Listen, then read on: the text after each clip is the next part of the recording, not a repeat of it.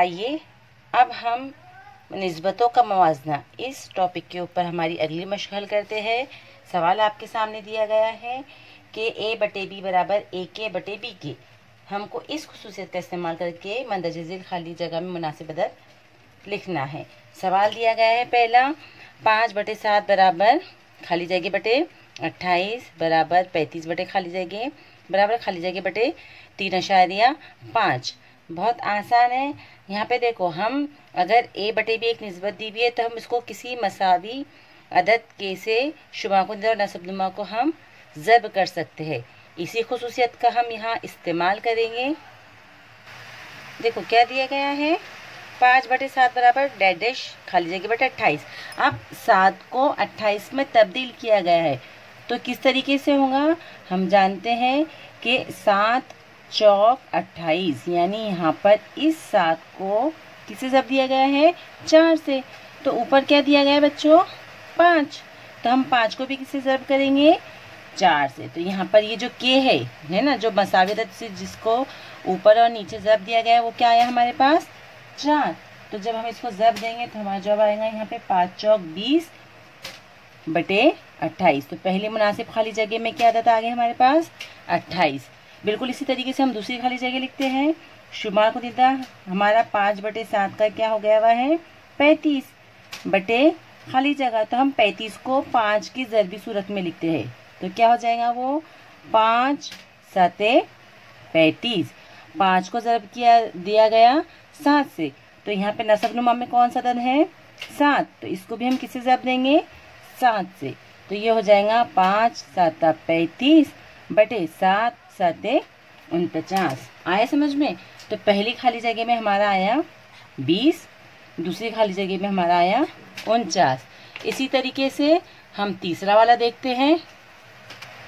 देखिए तीसरा दिया गया है 5 बटे 7 बराबर खाली जगह बटे 3.5। अभी अशारिया आने से आपको घबराना बिल्कुल भी नहीं है।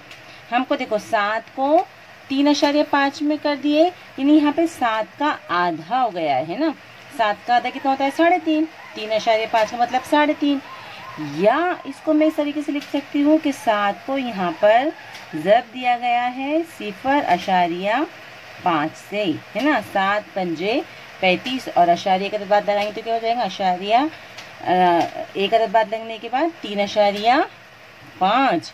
तो इसी तरीके से हम ऊपर भी नसबनुमा को ज़रब करेंगे हम 0.5 से। तो नसबनुमा तो दिया गया है 3.5, ऊपर हो जाएगा ये 5 ज़रब 5 25 और अशारिया हम लगाएंगे एक अदद बाद। तो तीसरी खाली जगह में हमारे पास अदद आएगा 2.5। सवाल नंबर 2 है बच्चों कि दर्ज झेल निस्बतें मालूम कीजिए। दायरे के निस्फ कुतर की दायरे के मुहीत से निस्बत। आसान है, एक ही मार्क्स का पूछा जाने वाला सवाल है।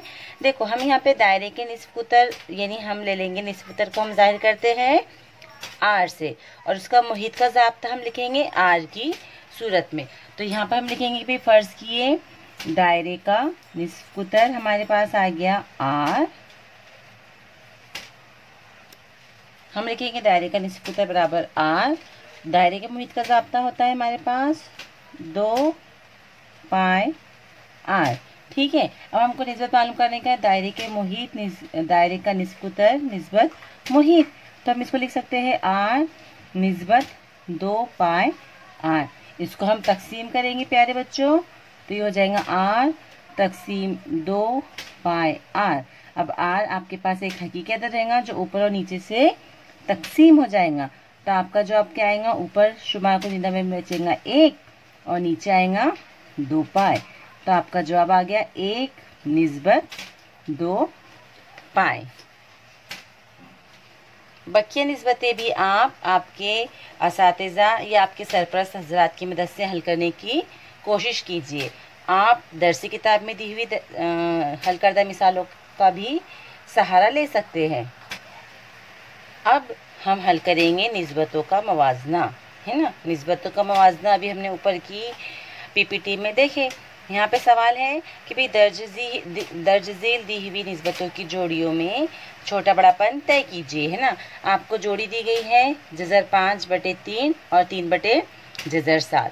इसको हम हल किस तरीके से करते हैं, हम करते हैं यहाँ पर तिरछी ज़र्ब, ठीक है। तो हम सबसे पहले निस्बतों को लिख लेते हैं। यहाँ पे पहले मुकाम की इससे ज़र्ब होंगी और दूसरे ये वाले मुकाम की इससे ज़र्ब होंगी ना। तो हम इसको लिख लेंगे, ये हो जाएगा जज़र 5 ज़र्ब जज़र 7। और हम यहाँ पे अभी कोई अलामत नहीं लगाते ना, अभी हम अलामत क्या आएंगी वो हम पता करने वाले हैं। यहाँ पे पहले से एक रुकन मौजूद है 3, ये वाला 3 भी इधर आके ज़र्ब हो जाएगा। अभी दोनों जज़री मिक़दार है, हम इनका ज़र्ब कर सकते हैं। 5 7 35 और यहाँ पर आएगा 3 3 9। अभी देखो ये है जज़र 35 और ये है 9, हम डायरेक्ट इनका मुवाजना नहीं कर सकते क्योंकि एक जज़री मिक़दार है और ये आपका एक अदद है ना, सही अदद है। तो हम यहाँ पे 9 को भी तब्दील कर लेते हैं जज़री मिक़दार में। तो ये हो जाएगा जज़र 35 और ये 9 नाम कितने, 9 का हम मुरब्बा निकालेंगे, 9 नाम 81 और उसको हम लिख देंगे जज़र की अलामत के, है ना। अब देखो अब यहाँ पे हम दोनों का मुवाजना कर सकते, जज़र 35 या जज़र 81। अब हम जानते हैं कि 81 बड़ा रहेगा 35 से, इसलिए जज़र 81 भी यहाँ पर बड़ा रहने वाला है जज़र 35 से। यानी आपका इस हाथ तरफ वाला जो है वो बड़ा है और इस हाथ तरफ वाला जो है वो छोटा है। तो यहाँ पे हम आखिर में क्या लिखेंगे, इसलिए जज़र 5/3 ये निस्बत छोटी है 3/जज़र 7 से, ठीक है। आप बकिया वाली मिसालें भी इसी तरीके से आप हल कर सकते हैं।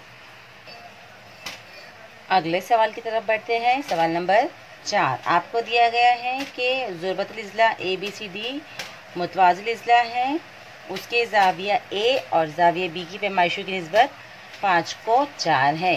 तो ज़ाविया B की पैमाइश मालूम कीजिए। शक्ल बना लेते हैं हम। फ़र्ज़ किए ABCD एक मुतवाज़िल इज़्ला है, हमको दिया गया है कि इनकी निस्बत पैमाइशों की निस्बत 5:4 है। हम फ़र्ज़ करते कि मुश्तरक ज़ाव क्या है, x है, ठीक है। तो ज़ाविया A की निस्बत क्या हो जाएंगी, फिर 5:4 से ये हो जाएगा 5x और ये वाली हो जाएंगी 4x, ठीक है। इसको हम लिख लेते हैं कि इसलिए यहाँ पर ज़ाविया A की पैमाइश बेज़र एंगल A बराबर हो जाएंगी 5x दर्जे और इसी तरीके से ज़ाविया B की निस्बत हो जाएंगी 4x दर्जे, ठीक है। अब हमको पता करना है B की पैमाइश जो है वो कितनी आएगी, ठीक है, ये हमको पता लगाना है। अब देखिए बच्चों, शक्ल में हमको एक मुतवाज़िल इज़्ला दिया गया है, इसका मतलब ज़ाविया A और B दोनों दाखिला ज़ाविये हैं और हम जानते हैं कि दाखिला ज़ावियों की पैमाइश का मजमुआ 180 दर्जे होता है। अब हम यहाँ पे A और B की पैमाइश लिख लेते हैं। A की पैमाइश है 5x जमा 4x बराबर 180। मसावत को हल करते हैं हम, 4 और 5 मिला के हो गए 9x बराबर 180। यहाँ से हम x को महसूब करते हैं, बराबर की अलामत जैसे कि वैसे 180 और ये ज़रब 9 इधर आके आ गया तकसीम में, है ना। हम तकसीम करते हैं, 9 1 9, 9 2 18 और 9 0 0। तो इस तरीके से हमको x बराबर क्या मिलेगा, हमको मुश्तरक ज़ाफ मिल गया 20, है ना। अब हमको पता लगाना है ज़ाविया B की पैमाइश। तो हम इसको किस तरह से लिखते हैं, इसलिए मीज़र ज़ाविया B बराबर हमारे पास दिया गया है 4x, x की कीमत हम रखते हैं तो ये हो जाएगा बराबर 4 ज़रब 20, है ना। हम 20 चौक 80, तो हमारे B की पैमाइश आ गई 80 दर्जे। आप इसको आखिर में यहाँ पर इबारती जुमले में भी लिख सकते हैं कि इसलिए ज़ाविया B की पैमाइश 80 दर्जे हैं। एक और मिसाल देखते हैं हम। दो आदाद की निस्बत 31 को 23 है, उनका मजमुआ 216 है, तो वो आदाद मालूम कीजिए। देखो आपको निस्बत दी गई है और मजमुआ दिया गया है, इन दोनों चीज़ों की मदद से हम आदाद को मालूम कर सकते हैं। कैसे करेंगे, फ़र्ज़ करके, है ना। हम सबसे पहले ले लेते हैं कि मुश्तरक ज़ाफ जो है वो x है, तो पहला अदद आ जाएगा 31x और दूसरा अदद आ जाएगा 23x। इसको हम लिख लेते हैं, देखिए मैंने यहाँ इसको लिखा है कि भाई फ़र्ज़ किए मुश्तरक ज़ाफ x है, तो इसलिए हमको पहला अदद मिलेगा 31 निस्बत से 31x और दूसरा मिलेगा हमको 23x। अब हम लिखेंगे दी हुई शर्त के मुताबिक शर्त है कि उनका मजमुआ 216 है, तो हम यहाँ पर लिख सकते हैं कि दोनों का मजमुआ यानी कि 31x जमा 23x बराबर 216। ये आगे खत्ती मसावत हल करते हैं। 31 में 23 को मिलाएंगे तो आ गया 54x बराबर 216। अब यहाँ से हम x अलहदा कर लेते हैं तो ये हो जाएगा 216 बटे 54। 216 को हम 54 से तकसीम करते हैं तो अब आएगा ये यहाँ पर जवाब हमारा आएगा 4। तो हमको मुश्तरक ज़ाफ मिल गया 4। इस तरह से हम फिर मालूम कर लेंगे पहला अदद है हमारे पास 31x यानी कि 31 ज़रब 4। 31 ज़रब 4, हम इसको 31 को 4 से ज़रब करते हैं, 4 1 4, 4 3 12, तो पहला अदद आ गया 124। इसी तरीके से हम दूसरा अदद भी मालूम कर लेंगे जो कि है हमारे पास 23x यानी कि 23 ज़रब 4, और जब हम 23 को 4 से ज़रब देंगे तो हमारा जवाब आएगा यहाँ पर 4 3 12 के 2 हासिल का 1, 4 दूनी 8 और 1 9 है ना। तो वो आदत आ गए हमारे पास 124 और अगला कौन सा है हमारे पास 92 है ना। इसको हम सवाल चूँकि इबारती था तो इसका जवाब भी हम इबारत में लिख लेते हैं आखिर में।